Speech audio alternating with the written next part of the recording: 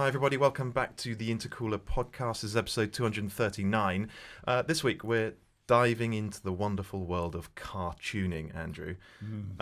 It's not something either of us has done a great deal of ourselves. That's why we're doing it, really, isn't it? It is, but it's a world that we're endlessly fascinated by. Yeah, but we know really very little about it. Yeah, I mean, you and I have both driven a lot of tuner cars. Yeah. Some great ones. Yeah. Some rubbish ones. And we're doing this because we've started working with HP Tuners, a leading ECU tuning and diagnostics company. And over the coming months, we're going to be really exploring the world of tuning with HP Tuners. We're talking proper performance tuning here, making your car go faster and handle better. Yeah. The serious stuff, stuff that's really fascinating to people like us. Now, because we do not know that much ourselves about tuning, we've brought in a couple of guests who are experts. And they're going to know everything. Really stretching that term. They're going to tell us everything we want to know about tuning. So we're joined by Nick and Owen from Motor Addicts. Now, many of our listeners will know Motor Addicts from their social media stuff, from their YouTube channel, the other bits and pieces that you do. For those who don't know, Nick, can you just give us 60 seconds on Motor Addicts, where it came from, what you guys do? Yeah, absolutely. So we've all come from car backgrounds. So there's three of us, so only two today, unfortunately. Yep. You just want to... Oh, yes, you're right. Yeah, quick maths. I like that. And it started off, it was going to be a magazine, and I'm a car photographer. Yep. And Stu was like, okay, let's do a magazine. I want you on board as editor and as car photographer. Then we quickly found that the industry just isn't there anymore. Correct. 10 years ago it was there, but 10 years now, further on, it's not there anymore. So no one's buying magazines. So what can we do? So how about we digitalise that? And then we thought, why don't we take it one step further? Why don't we film it? And Owen is our local petrol head in the area. Everyone knows Owen, not because he's so loud, but because in the area... clothing. Yeah, it's the clothing. Yeah, that's it. He is louder than his top, and that says something. Wow. And yes, we got Owen on board. Owen was doing quick videos and tutorials on his phone in the workshop. We've had this Freelander came in. It's got this knock-on suspension. If you hear this sound, that's probably this. You want to come in and get it resolved. And he was just doing friendly tips and tricks. You still do that, to be fair. And then we thought, why don't we get him to present it then? And I'll film it, and then Stu, you can edit it. And then naturally, that's how it rolled out. He was head presenter. And then we very quickly realised this dynamic. Now, we talk about the three. Obviously, this is not new territory. But the three people, it's a clumsy number. But with clumsiness comes... friction, and you end up having these great conversations. Two will agree, but one won't. One agrees, but the other one doesn't agree fully, and then that one has it. So it makes this dynamic. So we very quickly realised maybe we should just be filming the three of us all the time as opposed to just the one. It makes it very expensive to make the channel because there's always three of us lugging around. But I always think of it like a tripod. So a tripod could roughly stand up on two legs, which it's doing today. Three legs even better, but one leg is going to fall over. Yeah. So as long as there's two of us to create that tension, to create that conversation, and often from the perspective of the viewer to the person presenting, then it gives a good dynamic, and it's worked quite well for us. So what do you do on the channel then? I've watched a lot of your stuff. I was having a real good look yesterday. Okay. It's good fun, but tell the listeners and the viewers what it is that you get up to. Well, I've talked a little bit. I'll let you can do a little bit. So as you mentioned, it was kind of I suppose an online magazine. Yeah. That was the idea. It's a magazine on video. I think that's the best way to describe it. And we've all got equal interest in cars, but in different capacities. So I like the American stuff and motorsport, drag racing particularly, and Stu likes circuit racing, and and you're more retro sort of cars and things like that. So we've all got our own take on it, which gives, like you mentioned about a dynamic. It gives for viewers, it gives a multiple dynamic on how our own take on things. I've got a lot of experience with vehicle repair because that's my job, that's my line of work. So having a resident workshop there, we can carry out some of the stuff that we do on some of the cars and talk about it, film it there. We've got an office upstairs we can film in sometimes. So it just adds we've all got our own sort of take on things. Really. It was taking it on the road, and the idea of the magazine was to feature cars and people who build cars who don't do it day to day, unlike Owen. So it's those two things, isn't it? You'll go and find someone who's built a crazy one-off, and you'll have a go in it, you'll drive it and talk to the owner about it, but you'll also do your own projects. Yeah, absolutely. Yeah, that's it, we're great starters. We love starting the project. We love looking for them classifieds. Oh, that's the fun bit. That's the fun bit, yeah. And then when it turns up and you go, wow, there's a lot of work. In fact, saying that, Nick, I'm right in the thick of this. Nick is right in the middle of this because it's always nice revealing the car and what you've got, but Nick is so cagey about this car he's bought recently. Yeah, I've When known does Nick- when will this air? A week on Monday. Oh, okay. So it might be out by then. Yeah. But currently, as it stands, Nick has bought something and I know nothing about it. And that's really rare for you to be able to keep that. And I know we are Away. guilty of buying cars. I'm sure you guys are as well. It takes me 10 years to buy a car. So Yes. I bought a Sleeker GT4, a 96 Sleeker GT4 was the last car I bought. And 10 years to the day, it just worked out like that. I bought another car. And that's it. I would appreciate this daily drivers and Yeah, stuff in of between. course. But that was the last time I bought a car for So it's a me. big deal. It's a big deal. It's a big deal. I was Owen, I was watching you at Santa Pod yesterday on YouTube. I wasn't at Santa Pod. You were there in a Mark II MR2. Yeah. 600-700 horsepower, something like that. So it was originally. I don't know why I did that. Yeah, Why did I do that? So it worked. I had it tuned by Gordon at Street Racers. He's up north somewhere. Anyway, so it was making a reliable 680 horsepower, H pattern gearbox, coilovers, and that was it really. It was a great car. So I decided to take it apart, and I don't actually know why I did that. But a motorsport engine came up at the right price, as did a sequential Quaife gearbox, and I was like, oh, if I can scrape that together, then maybe I can. One thing led to another, and then it's been lucky. What was it, 14, 15 months until...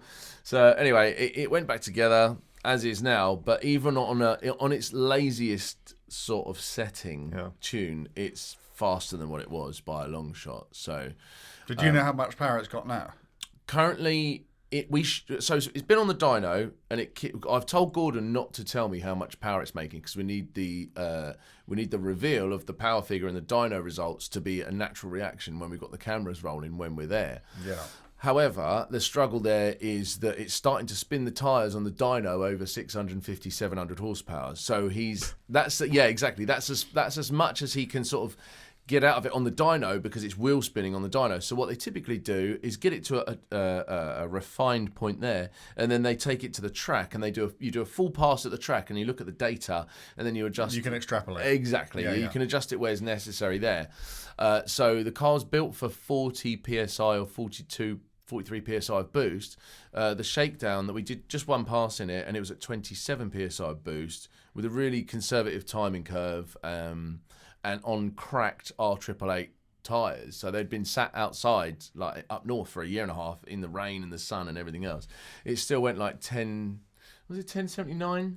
Yeah. It was 10 something. Yeah. It's high tens, wasn't it? Yeah, high tens at like over 140 miles an hour, and that was at its lowest setting. So yeah, as a road car, I mean, even H pattern when it was together before, I would drive it on the only place you could really open it up was on dual carriageways and Mexico and places like that. Being responsible, I'm a responsible driver. There's a time and a place, and at the track. But on the off chance you can I haven't been in anything that would out accelerate it as of You yet. talked earlier about tuning cars and how it can make a car really good.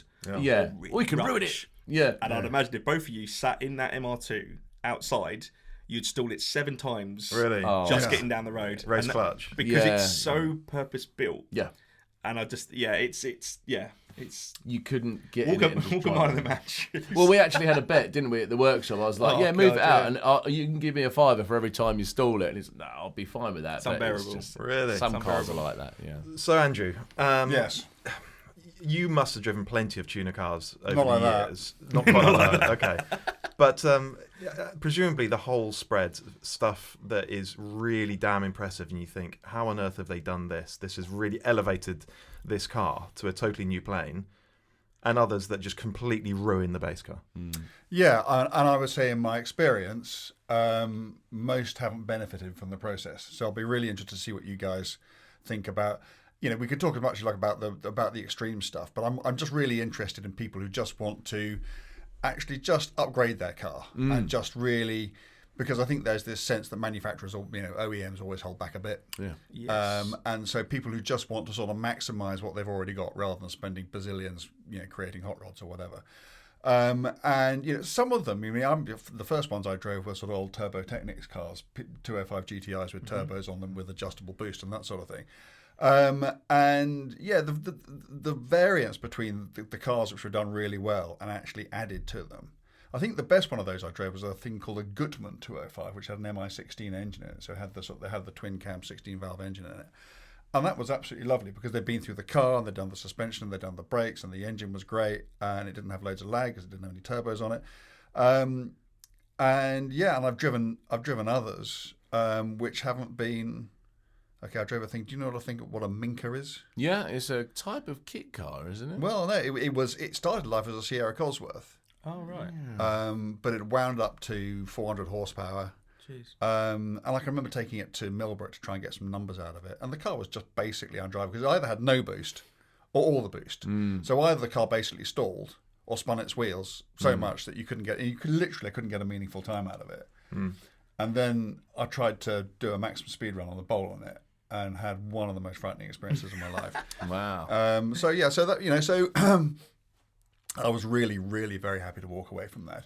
But there were things like there was a Sierra Cosworths were just absolutely ripe for it. Yeah. And I can't remember who did it, Brodie Britton or someone like that. But somebody did a Sapphire Cosworth, a rear drive Sapphire Cosworth, which they'd wound up to about 280, 300 horsepower from 220. So it just had a bit more get up and go.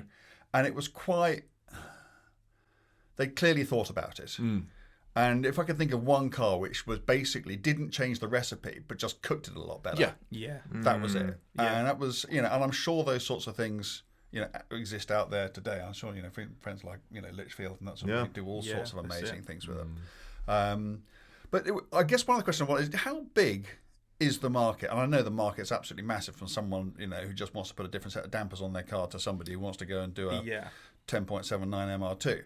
But I mean, are there thousands or tens of thousands of people out there tuning their cars at the moment? Oh God, yeah. Do you have a feel for just how big the business is? There's sectors to it, and there's stages for sure. Yeah. From someone who just wants their Ford Focus or Ford Fiesta or whatever just to look a little bit better, to drive a little bit better. Yeah. So I think you've got to categorise it: personalisation, performance, okay, and then purpose. This is what we want to know. Yeah.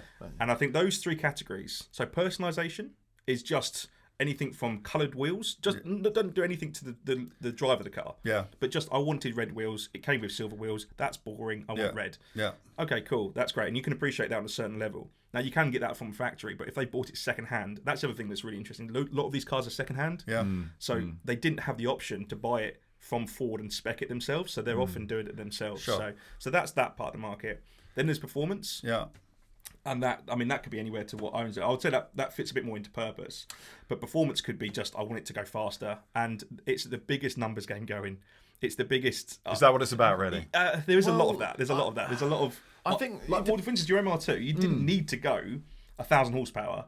At 650, it was barely undrivable. I think it, like we were saying about about removing some of what the original car was. That's why someone that had the car before me had put coilovers on it, the coilover suspension. It's far too hard, and now I've got the clutch in it, which is a twin disc clutch, which it's either on or it's off. Like you put it, if you're trying to pull away from a junction going up a hill, even with the experience that I've got, I still stall it in. So it's like a sort of paddle clutch. On or off. Yeah.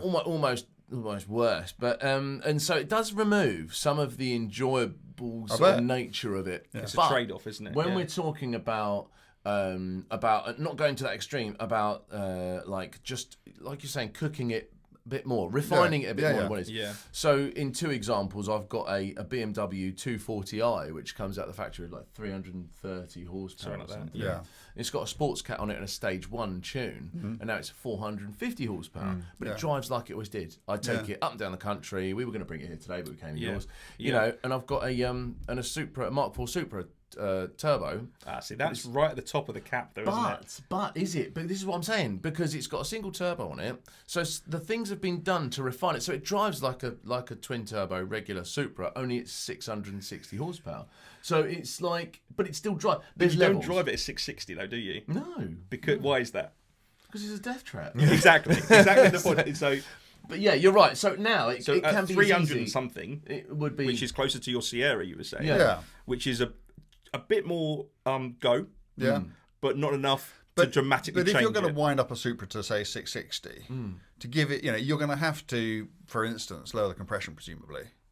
Well, so the thing, I mean, we'll end up getting into technical stuff. But I'm just wondering whether how you maintain that flexibility, how you get a car with whatever it is, double the horsepower the car would have had when it came out of the factory, easily, and yet it's still apparently drives like A lot of that is to do with technology. Yeah. Because technology which didn't exist 30 years ago. Exactly that. Yeah, So yeah. Nowadays, I know we're going to touch on the subject of HP tuners and some of their software, but that is the same in this tuning environment now. Anyway, so 20 years ago, when, say for example that Sierra was being tuned and whatever, you didn't have Joe Bloggs couldn't buy a wideband 5-wire system off the shelf, plug it in, and he can look for his 11.0 or 11.5 AFR ratio that he's looking for. I haven't the foggiest idea. No, what you're talking about. but this is what I mean. So this is data. Nowadays, you've got fail safes in ECUs. So if the oil pressure drops below a certain level at a certain RPM, it will cut the engine off and things like this.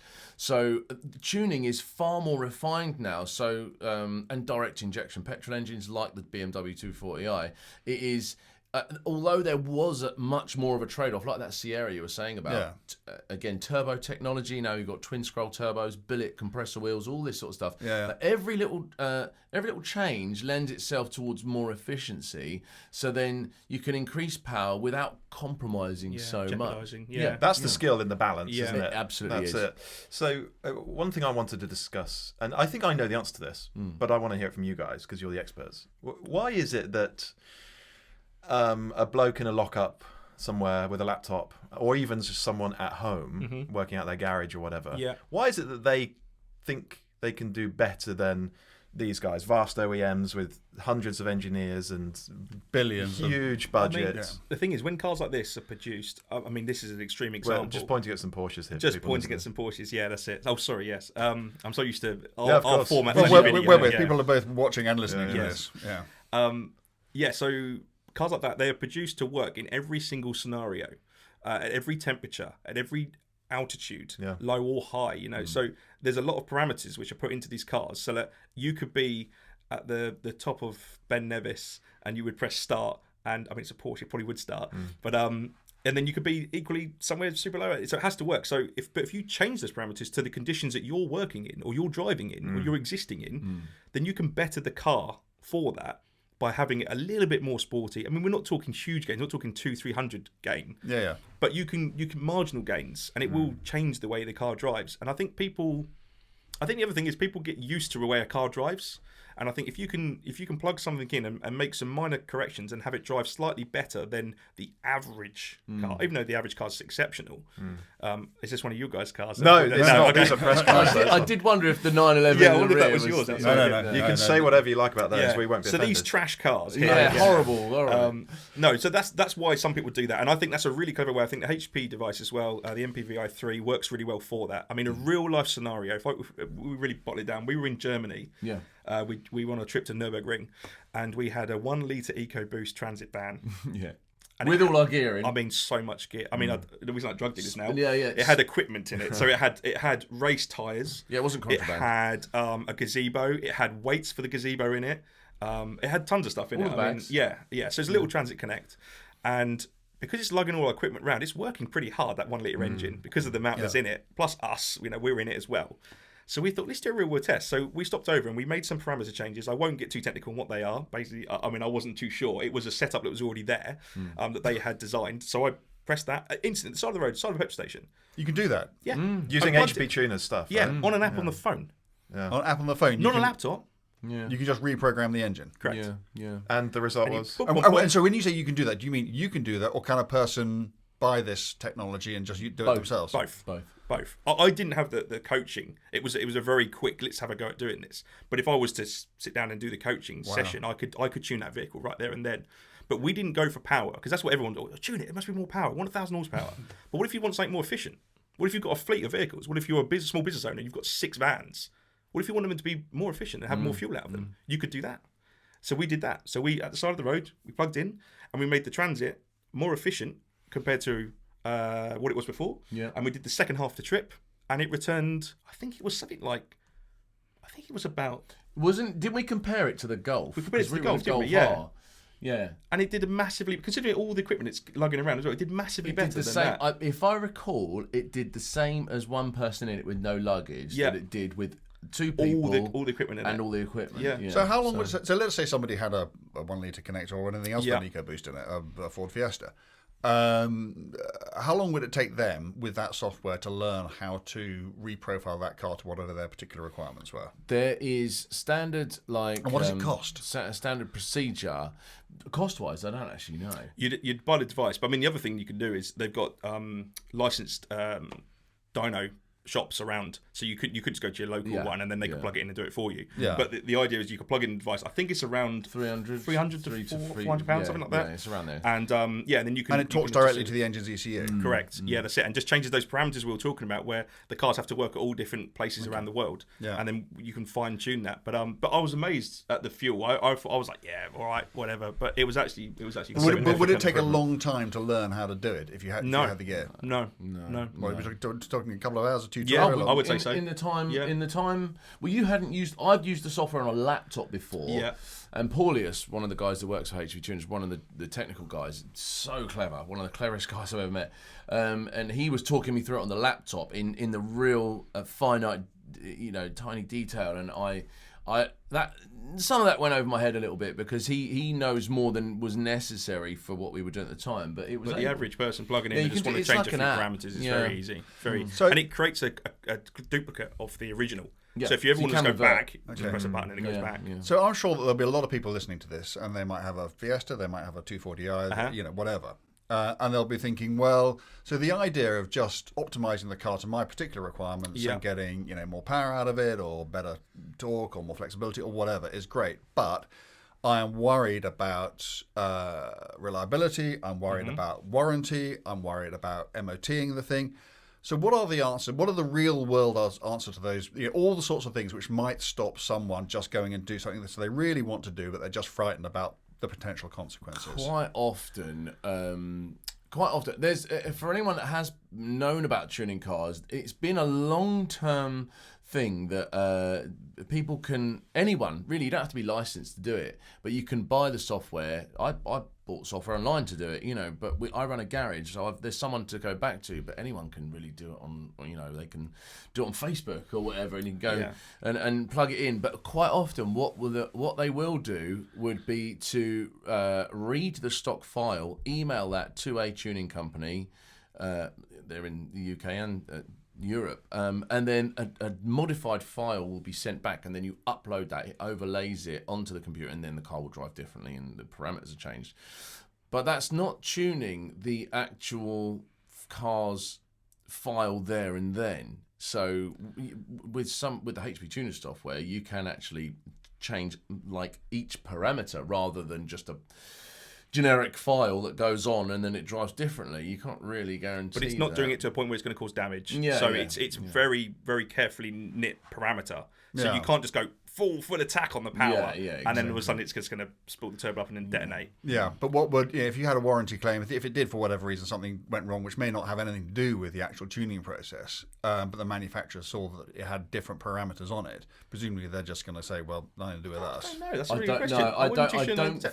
I don't think you can tune your car while it's still under warranty. However, I don't think the manufacturer has the capability of reading what tune is on there. Having worked at a dealership, but that was a few years And manufacturers themselves don't try to stop people tuning their cars. They don't put sort of software on there which stops it being interrogated or So you could do anything with an ECU in it, providing it's compatible with the HP Tuner software. Sure. So there's only you're on their website and you can read the list of cars which are compatible. So it's a certain age of car as well. I think somewhere around, is it the if it's the OBD, it'll be OBD2, is it? OBD2, Yeah. 9697. Yeah, so- However, they do HP Core, which is a direct replacement ECU. Yes, so Then you can it's- put the different. So I think the idea is it's still to give you a little bit more, but if you want to go hammer and tong, or you really aren't too sure yourself, then I would seek a dealer's advice. Yeah, sure. But if you're an enthusiast like us and you just want to plug in and modify something with a little bit of a background of it, it's very easy to do. But there's going to come a stage, presumably, if you want to get a certain amount more out of it, when you're going to start needing to strengthen. Supporting mods. Yeah, exactly. Yes, and that's where a dealership would recommend you're okay to this point, but then after that you need to do this, and this. And that's when this. You ever heard people talk about stages? Yeah. This car stage is 1, stage 2. Yeah, that's it, and that's yeah. kind of that packaging deal. Yeah. So stage 1 would be minor modifications, air intake possibly. exhaust, that but, kind of but stuff. nothing, Yeah. nothing internal. Yeah, But you'd be surprised how far these internal engines will go. Yeah. Really. Even as old as the 90s stuff, the Toyota stuff, the 2J. I know that's people watching now will be like, oh, 2J, yeah, because it's a bulletproof engine. Yeah. You can really turn it up. Then the Honda K-Swap, we say K-Swap the world because the amount of cars we've stumbled across, like an old Peugeot 205 you mentioned earlier on with a K-Swap in it, that would be lively. That'd be right. Easy So to they're turbo. tough engines, and you can tune them a lot before. Yeah, before you really before you change internals. Change internals and forward stuff. Yeah. So, listen, we are going to, over the coming months, Andrew, between us, we're going to spend a bit more time exploring some of HP Tuner's different products and the different things that they do. And we're going to look at things like their Track Addict app, which track day drivers and racing drivers use to data log their cars and make them faster. And we'll learn about the company's tools for everyday drivers that help them adjust things like throttle response or fuel efficiency.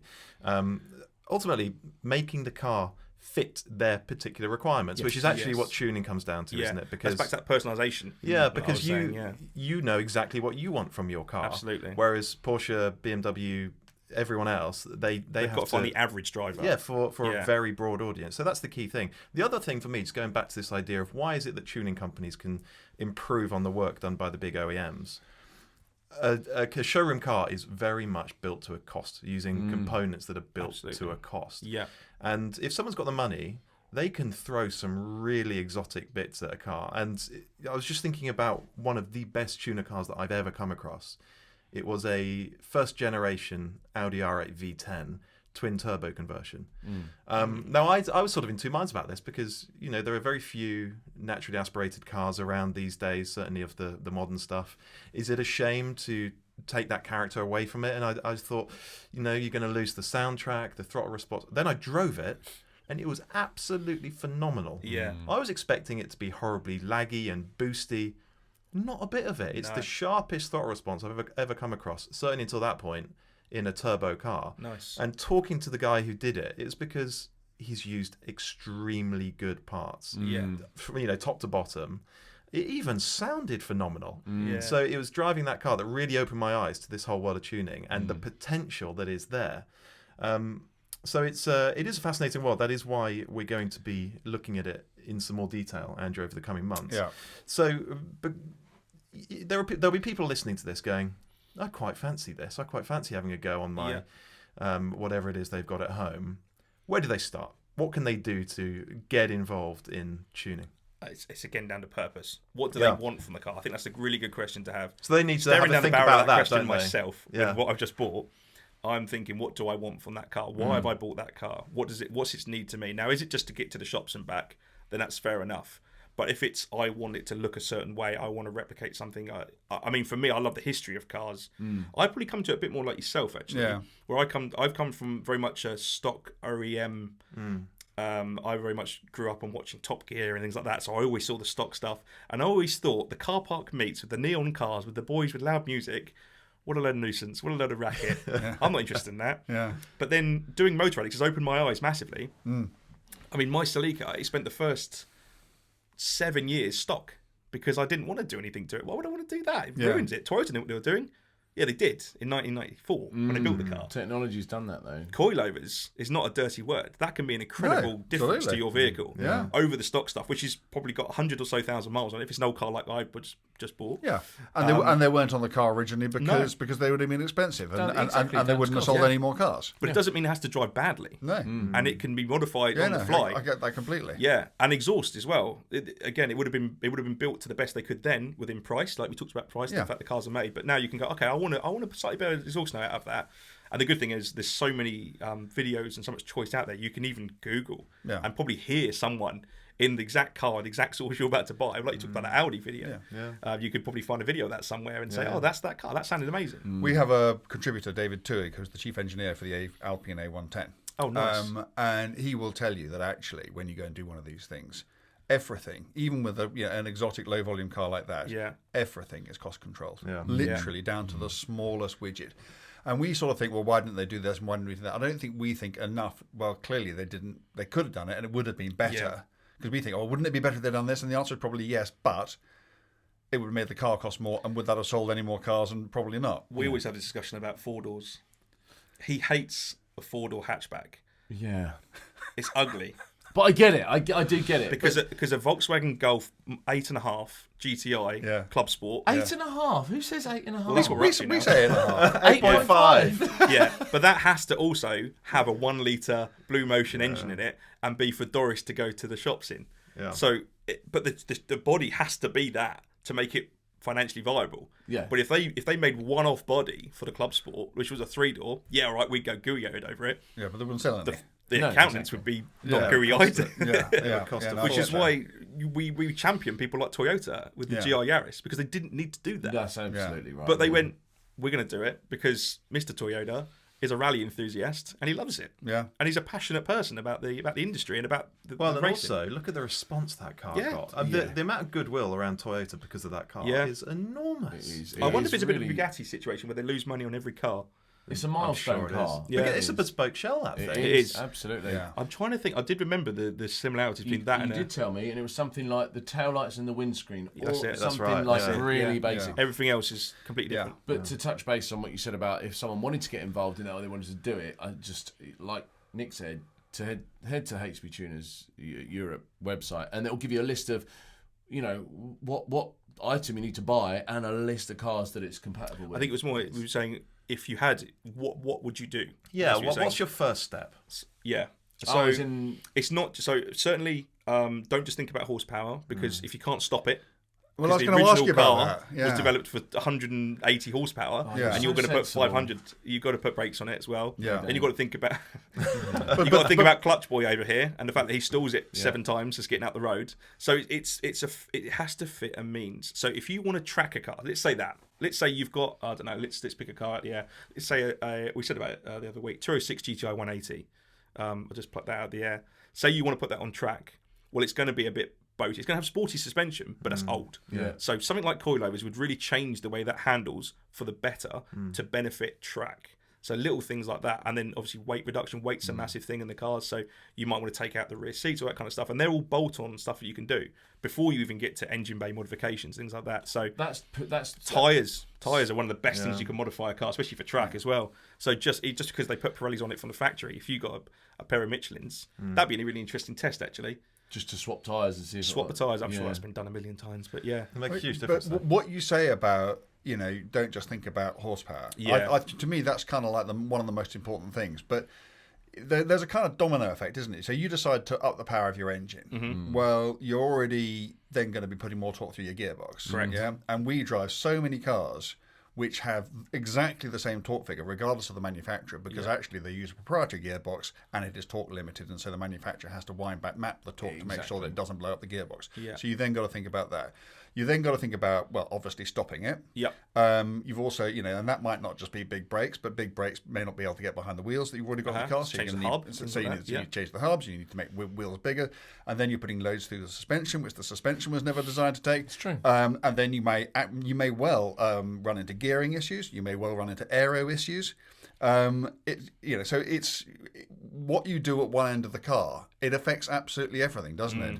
So I just kind of think, I just was kind of wondering how You're making me want to sell my car now. I'm not even bothered. but should people take is holistic the right word? Yeah. I'm not sure. Should they take an overall view of it and not just think, I just want more power out of my car? Should they actually think about a process whereby I'm not just going to improve that area of the car, but if I'm going to do that, I'm going to think hard about all the consequences of that action, and then budget and accommodate all the things that then need to be done, because then you get a car which is actually fit for purpose rather than one which has just become faster and possibly the more extreme you go with tuning cars, it does. You push one that way, and you've got 3 others are affected. When my MR2, it went from being a regular.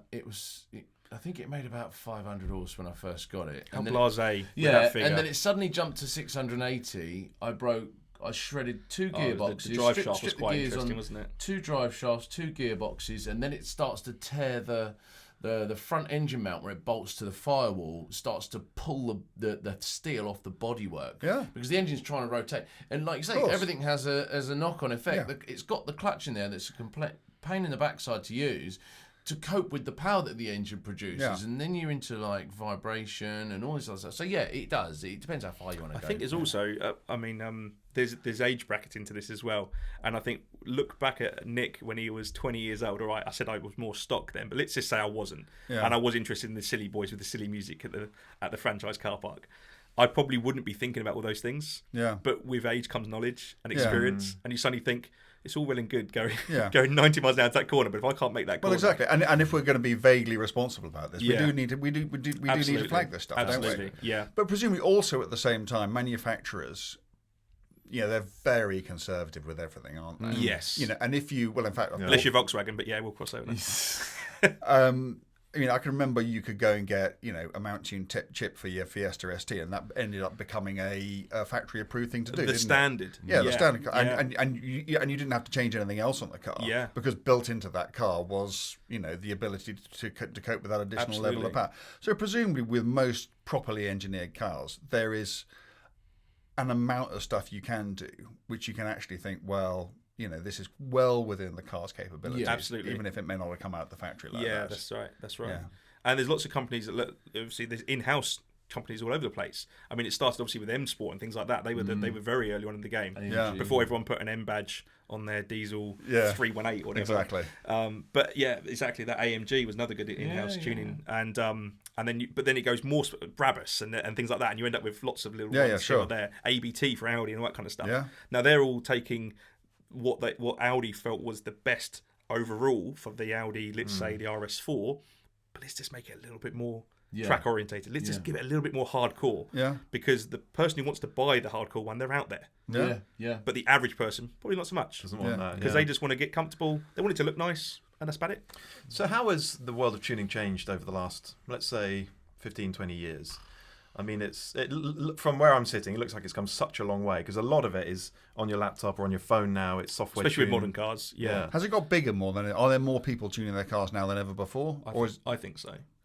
Yeah, In that that's a respect, really not so interesting much question, in like actually. hot rodding, which is Yeah. probably more where you're at with But drag it is racing. hot rodding. In a way. Ultimately, isn't it? In my opinion. But you wouldn't hot rod a 70s Dodge with a laptop. No, but So it's that's equally, what it it's, is. it's parallel, isn't it? It's kind Yeah, of, yeah. it's kind of proportional. Well, it's come with the times. The guys wanted to go faster when they had a 70s car. Like my dad put alley heads on a Camaro because they were lighter and it flowed better and it made more power. It's the same thing that we're doing by putting turbochargers that are more efficient. Yeah, and or stuff. plugging in a laptop. But in terms of tuning, I think, and what you said there, Dan, I think that it's gone kind of like that in the last few years, because It's accessible as well. Yeah, it's accessible. It's making it. You don't go under the bonnet and start tweaking carburetors and stuff because they're non-existent. But this is a form of that. Yeah. Yeah, it's With kind of tuning. plug and play, isn't it? Yeah. Plus the research is out there. Before, do you guys ever? Do you remember maybe yourself? I don't really mean to be ageist to that either. But Be ageist. I always am. do you remember going onto forums and things like that? Yeah. So then yeah. so the car I've just bought, I'm on old forums and I'm like, oh, amazing! It's 2003. Yeah. That person's not probably Alive. around anymore, or that they've probably got a different car, or Yeah, you need to go they're on in YouTube Jamaica. then. Yeah, Yeah, exactly. exactly. Yeah. So the forums was the best way to get knowledge. It was, yeah. Now it's YouTube and things like Yeah, that, yeah, and exactly. even TikTok, Instagram actually. and TikTok and all that kind of stuff. There's so much more in your face. I think it just seems more accessible now, and it's not such a worrying thing. I know you mentioned warranty and things like that. I don't think that's so much a concern so much. Well, it may not be in reality, but I think people will still worry about it. And, It depends on the price of the vehicle, obviously, as well. Yeah, sure. And if you're second owner, because I mentioned earlier on, usually a lot of modified cars, they're not brand new, and they bought them second hand. Of course. Yeah, I'm so sure, yeah. there's a bit of that as well. So if you're buying a second hand car, unless it's a fleet vehicle, it's probably, what do you reckon, 5 to 6 years old, something like that? I mean, it varies. Something, yeah. So you're probably not worried about warranty costs and that kind of stuff anyway. You just want to make it fit your purpose. And I think it really does come down to that. It really is built for purpose. Is your MR2 road legal? Yeah. So what happens when you have to MOT it? Well, luckily I own the MOT station. And that would have snipped that right out of there. There we go. So We're no off, names, yeah. but no, it is actually road legal because the body of the car is pre-catalytic converter. Yeah. It doesn't have to have a cat in it. Yeah. It's a direct fit in terms of you could buy the mount kit for it to put the Honda engine in the Toyota. So that's all like it's not It's just technically a modified shoddily, MR2. yeah, it's not shoddily put in. You can buy the kit off the shelf and you use those mounts and you bolt those mounts to the engine and you bolt the engine in the car. But essentially, I do want to talk a little bit about some of the cars we've been to discover, because you talked about MOTs. Yeah, tell us. So this is going to be interesting. So we see a wide range, and I think this will be really tucking into what some of the queries and concerns you had around this as well. So the bulk of our channel, other than when we're buying our own financial mistakes, is going out into the wide unknown, finding these people on social media, or they even contact us sometimes and say, hey, I've got a mate who's got this Ford Fiesta that's got a modified Focus RS engine in it. Yeah. And you're going, what? And how would that even fit? But it fits. It's amazing what people do, isn't it? Yeah. It is amazing what people do honestly, at home. it blows my mind. But on the borders of safety, we've seen some interesting ones for sure. Can I comment on? Is this where we talk about the tuk tuk? I think that's the elephant in the room. Have you seen that? Did you see the video of that? I haven't watched it all the way through, but I saw it's had a good couple of million views. Oh, you only need to see like 5 seconds of it to know exactly. So there are some good facial expressions. Oh, honestly, it was one of the most. It wasn't the fastest car I've ever been in, but it was certainly one of the most frightening experiences. So we went up to see these guys, Mick and Ricky up in, where are they? Manchester, yeah, 100% Manchester. So the loveliest guys ever. Anyway, Mick is like, come and have a go at this, and it's a.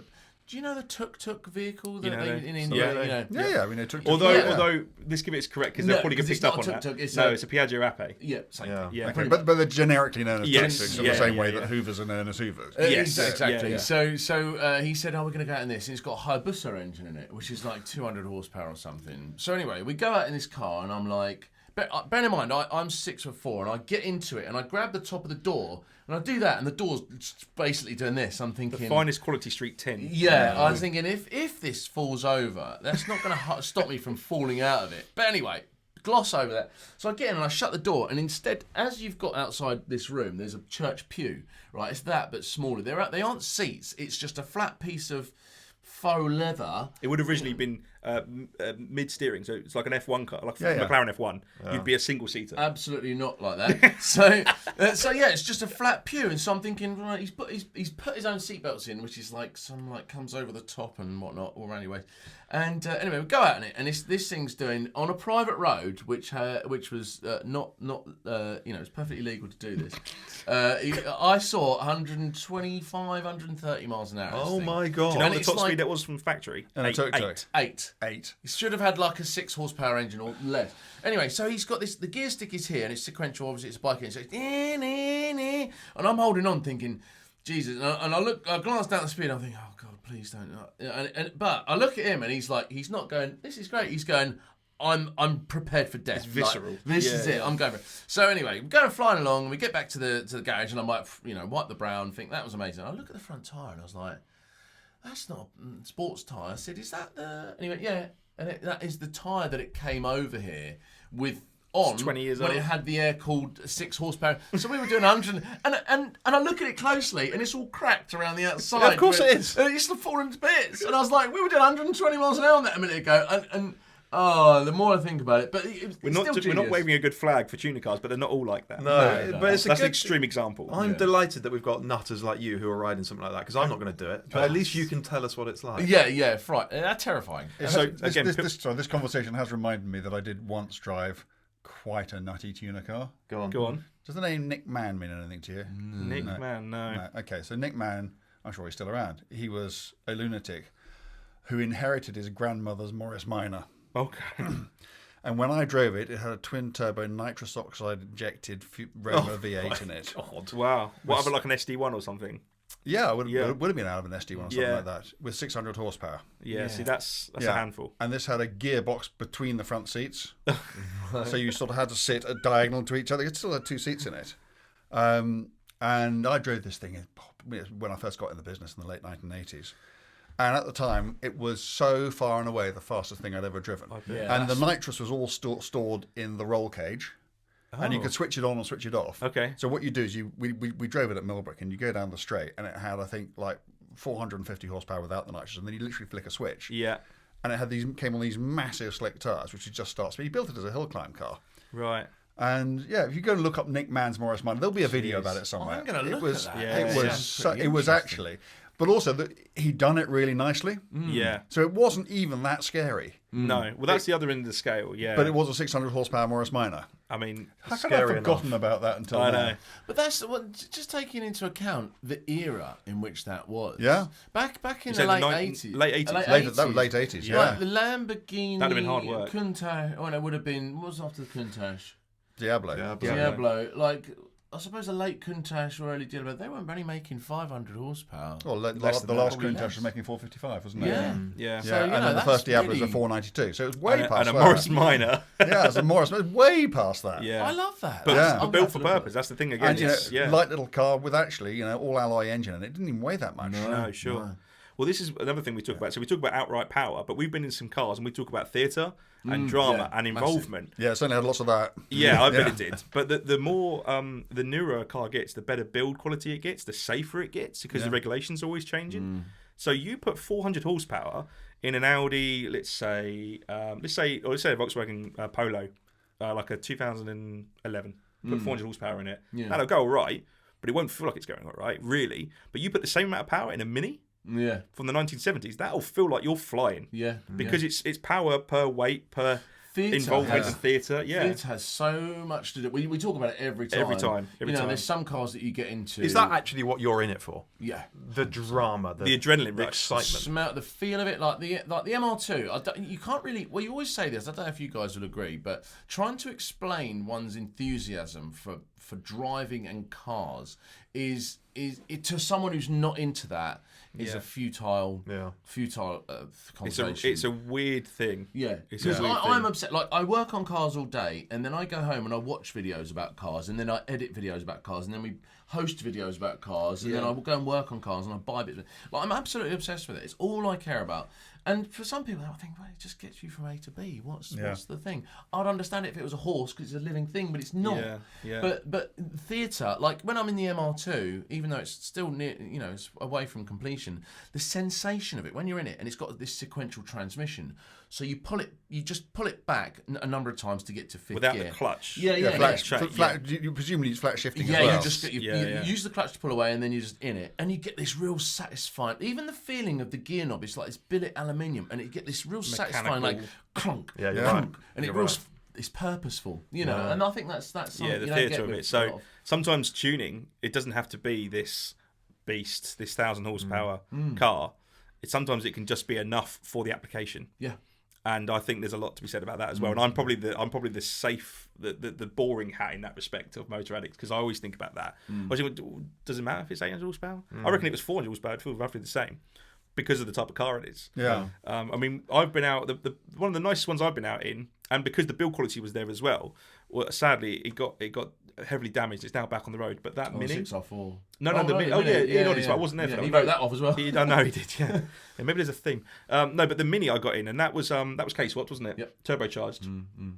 But that sits behind you, obviously, we've moved the engine. Well, that's the extreme end of the scale. Yeah, right? but it felt so well put together. Yeah. And all right, the seats were a bit like a cheese grater, and I'm a ballast boy, if you will. But I snugged myself in it, and that felt so well put together. And the engineering, and I think, do you remember Eric Banner when he talked about Love the Beast? Yeah. Have you seen Love the Beast? I haven't actually. I know what it is. You might, if you're Need listening, to watch it. hopefully you listen. If you're listening, check out that film. Oh, it's one of But my favourites. there's a great scene in it where Jeremy Clarkson's interviewing him, Yeah. and he says to him, Jeremy, I crashed the car, and he's like, well, of course you did. He says you're racing in the Targa, Tasmania. Yeah.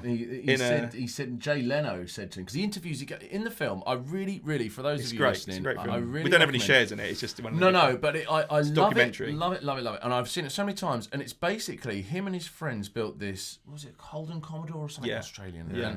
And he's basically trying to describe the passion for and how this car brought friends together. Yeah. But also. What it gives to him, even though he had a role in the film industry, it gave to him something that nothing else. was his first car. Yeah, and he built and he did the Targa Tasmania in it. But he And crashes it. He crashes it, and Jay Leno said, "Well, you did, yeah." And he Because said, well, you didn't build it. You didn't build it. Yeah. And he said he wouldn't have crashed yeah. it if you'd have put it together because he came into money and he had other people build the car for him. And he said, "Yeah, that's." And there's a different connection.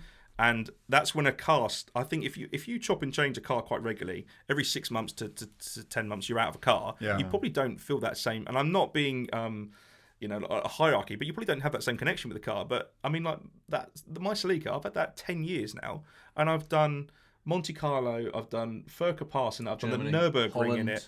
Holland, yeah, France, and every Belgium. time you get from your door to another door and back again, it builds a connection in your heart. Yeah, it becomes weirdly It part of becomes the a family. mate. It becomes a mate, and that's the worst thing. I mean, if he suddenly went, "Oh, I'm going to take up, I don't know, Don't, whatever it is, it won't be. Okay, say your mate gets rust. Yeah. I wouldn't bin him off. You'd sort the rust, wouldn't you? Yeah, Because your mate. And that's the worst thing about a car, because then suddenly you want to keep your mate alive. You've got to keep going. And it don't even have to be something as fun as a Celica. You've got that lovely lady comes in a Saab, Oh, yeah. and she's an architect, isn't she, or something like that? She's an artist, yeah. Artist. Oh, wow. But she loves her Saab. Yeah. And it's not mint. No, she absolutely loves it, though. but she loves it. She's besotted with it, and she could just buy anything, and it'd be less expensive. This to is run, why it's addictive. but- Yeah, It is. yeah, It that's is addictive. So tuning cars comes in hand with that. Yeah. So we are timing out. So just kind of to wrap things up a bit, if somebody is thinking about stepping out down this road, is it the right advice to say just do it in stages, go bit by bit, Absolutely. do something, think about the whole car, think Yeah. about the effect that everything that you do has on everything else, Yeah. and then go to one stage, see how you get on with that. Yeah. Don't do anything which can't be quite easily undone, rather than just go the whole hog and spending a huge amount of money discovering you got a car you don't actually want. The best thing about tuning modern cars, if your car is after like 2010 or 11, I think there aren't any regrets there. Yeah. My BMW was a good example. It Yeah. is a better car for it, and I wouldn't regret it. So Yeah, absolutely. And again, it just comes down to purpose. yeah, What do you want from a car? Yeah. What do you want from that car? Do you want it to be fast and straight line? Do you want to do track days? Do you want to do B roads? What do you want to do? Do you want to tour in it? I mean, it doesn't have to be engine performance. You could modify a car with a roof rack on it because you want to go touring and you want to put a roof tent on it. Yeah. And you want to go out into the outback in it. That's Yeah. modifying a car as far as I'm concerned. Yeah, And you're so- making it fit for purpose that the Absolutely. factory didn't want it for. Yeah, so it's all about having a proper think about what you want from your car. Absolutely. And going off down Absolutely. that avenue. Well, listen, we do need to wrap this up. So thank you to HP Tuners for bringing us together. I will leave a link in the show notes, the description of this podcast, so people can find out a bit more about HP Tuners if they want to. And we are going to be doing some more work with them in the coming months. To Nick and Owen from Motor Addicts, thank you for coming in. That's really good fun Thanks, man. hearing about tuning. Yeah. I'll leave a link to your YouTube channel for anyone listening or watching wants to check out Motor Addicts. There'll be a link in the show notes for that. But listen, guys, we appreciate it. Thank you, and keep driving those crazy cars and making cool content because it's good fun. It's really good fun. Thank you. Okay. And to everyone listening, everyone watching, thank you ever so much. Please remember to subscribe to our YouTube channel or follow the show on whichever podcast app you use. And in return, we'll be back with another episode next week. Bye.